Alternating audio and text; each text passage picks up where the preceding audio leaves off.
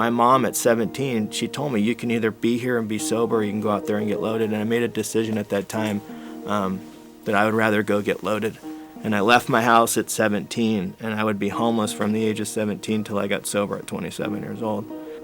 And I chased that first night, that one night of one drink of feeling okay. I chased it for 15 years. And it never reappeared.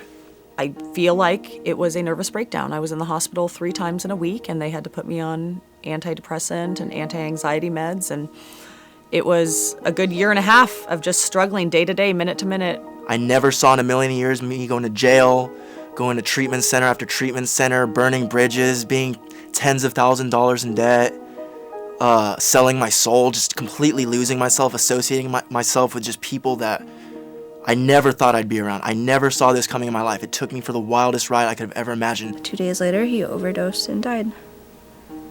And everyone blamed me because I was the one who gave him heroin his first time. The guilt from that kept me on drugs for a really long time. I didn't want to look myself in the mirror.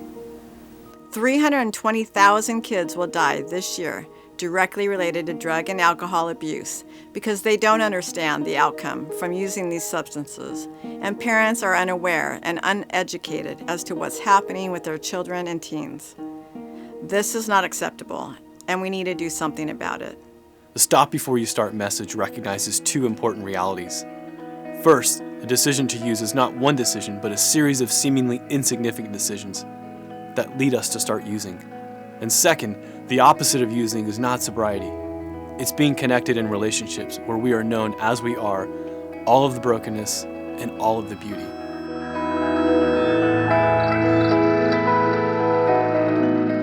I started to see God that moment, That moment I was like, maybe that God that I turned my back on, maybe cares about me this much.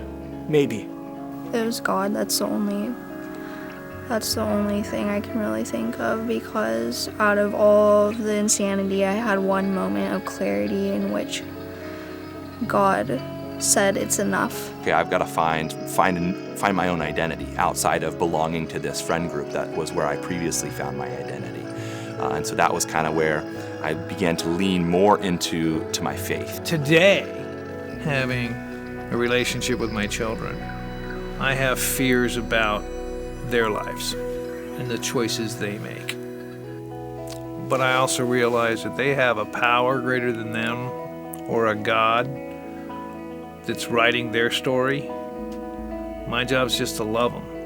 I think it's putting my faith and my hope in God and not people, because people are always going to fail us. The drugs, the alcohol are always going to fail us. They're never going to be permanent. But I know my belief is that God is, and that He's the only one that can save me.